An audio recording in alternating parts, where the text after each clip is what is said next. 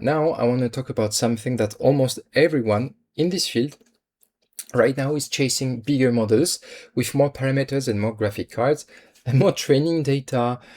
And I want to spend the next few minutes making the opposite case, the one that runs happily on the laptop sitting in front of you if it's the case, with no graphic cards at all. And the OS2 takes a raw point cloud, and you will see it split it into clean parts: the floor, the walls, every separate object, and it does all of that with zero machine learning, which means that it's not fancy, okay, but there are no way to download, no training to wade through, and nobody ever had to sit and label a single cloud here. It's all based on my own PhD thesis that I re-implemented just for you. So you have the code. It's about 5 years of research handed to you on a silver platter.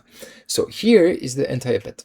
And I think it's worth holding onto as everything else unfolds. A point cloud is not really a bag of random dots floating in space. It is a sampling of real surfaces of actual walls and floors and pipes in the case of what you will see. And those surfaces carry structure that is very frankly screaming at you if you stop to look. So run your hand flat on a wall and the direction of your palm face barely changes the whole way along, but the moment you reach the edge where the wall meets a pipe, that direction snaps hard, and that snap is a boundary. And a boundary is the one thing you need to tell two objects apart.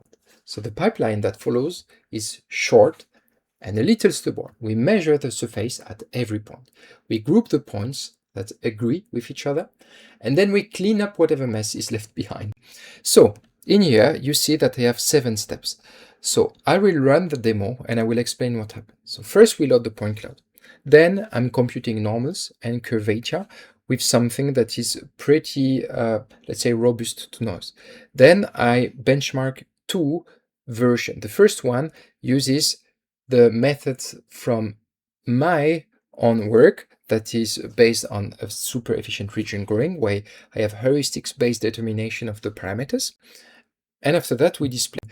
So there are 2 things. The first one is that we start measuring 2 things at every point. And the first is the surface normal, which is simply the direction that points a little patch of surface is facing. So pointing straight up if it sits on the floor, and sideways if it sits on the wall. And we read it by gathering a handful of neighbors around the point and fitting a tight-knit flat tile through that crowd. And the way the tile faces is the normal. So it is the richest clue in the whole point cloud, because 2 points belong to the same flat thing exactly when they happen to face the same way. The second is the measurement that falls out almost for free, and that is curvature, which really just tells you how well that little tile managed to fit. In the calm middle of a wall, the curvature is tiny because the tile sits perfectly flush. But on an edge, it spikes because the tile cannot decide which way to face. So low curvature means flat and trustworthy, while high curvature means you are standing right on a boundary, mostly. And then the second thing. The question is how you turn millions of those tiny dots into objects. And the first answer that I have for you here is region growing, which is best understood as a smart flood fill. So the paint bucket tool, right? You already know, except this one knows when to stop. So you begin, or it begins, at the calmest, flattest point. That's how I implemented it. And somewhere safely in the middle of a surface rather than out on a jagged edge. And from there, I will ask each neighbor of our single question: are you facing nearly the same way I am? And if the answer is yes, that neighbor joins. It keeps walking outwards as long as the surface keeps facing the same direction. So a flat wall will grow into one big region, and the growth stops dead at the pipe, because right there, the surface turned to face a different way. And the agreement that I put in place breaks. So this is what I have here, so that you can pick. You have now the region grow segments. You see, this is also something very nice, because here it's all based on years of science, years of R&D. It's very important to have a high level of control on understanding component. And the most important component there is semantics. And how can we leverage that? So you will see that automatically, if a scalar field has only 1 scalar or 0 scalar value, you don't see it here. If it has more than 1, then you will see it here. And here you have 50 classes. By default, I implement it so it knows it's discrete. this is what you have, what you could work with. So this is fine. You just have some under segmentation problematics here, and some over segmentation here if we wanted the 10. The thing also that you might wonder is why I bother with this ship a second method at all. And this is because it answers a different question, and I want you to be in the scientific mindset to be able to benchmark, to have a baseline to benchmark against. And RANSAC goes hunting for the big flat planes, and its real gift is that it shrugs off noise. So it grabs a tiny random sample of points and will propose a plane from them. So then you count how many points across the whole cloud sit close enough to agree, and then you throw that guess away and try again and again and again, and the plane that ends up winning the largest crowd is almost certainly a true surface. In some cases it's not, but more often than not it is, because junk is scattered and random, while a real wall has thousands of points lining up behind, right? So it is, in a way, in essence, democracy by repeating guessing. So now let's see what we have with the RANSAC approach. It's better because you have the 3 planes, but here you have some planes, and that is a bit over segmenting, but this is fine, because then we could use the label on the RANSAC plane, right, and assign the cluster. So then if I pick that, I have only this cluster. If I pick that, I have only this cluster. If I pick that, I have only this cluster. So you see, you can very quickly make sure that your scene is perfect and on point. So whatever is left over, after doing that, the pipe, the boxes, and the fittings, we hand that to density clustering, which groups points purely by how tightly they huddle together. And this dense cluster 1 object is missing a lonely floating speck and so on, right? So this is DBSCAN. That's a small session, but you have so much to experiment against here.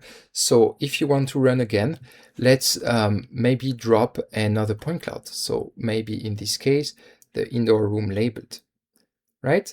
So we have it, and we should be able to run it on the loaded point cloud. So you see, when I click now, it will run against my loaded point cloud.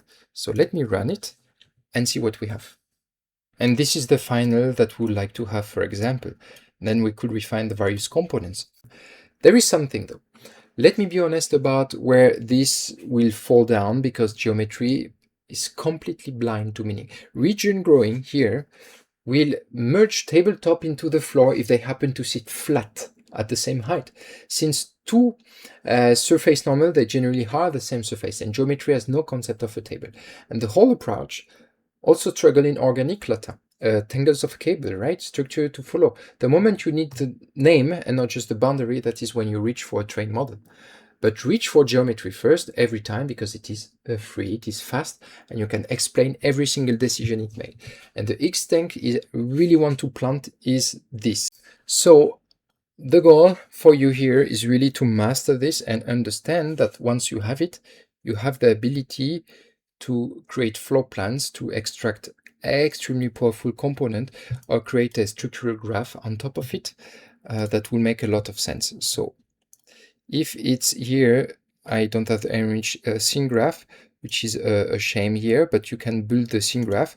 The classification field, you take scala field semantic label and cluster method voxel cc. So then if I run on it, it will take my class, break it down into clusters, and from it we have the ability to have the scene graph. I'm not sure if I can display it because we are not in the full version, but else normally you see the connection between all the various components. So what you can do is you go in analysis, compute segment bounding box, you take your segment field, you take OBB, ZOBB if you want, and then you run on it. And you will see that you will have the various components, right? The oriented bounding box that you may have everywhere, and you can switch between them if you want it Z align, right, or no OBB. And having that allows you to be very efficient. So of course the goal here is to leverage this kind of semantic information that we extracted into something useful for your own application and extend it with it. It's something extremely powerful. Once you mastered it, you will be able to go so fast or automate so many things. Before you reach for a billion parameter, ask how much of the answer is already sitting right there in the geometry. It is usually a good deal, more than we expect.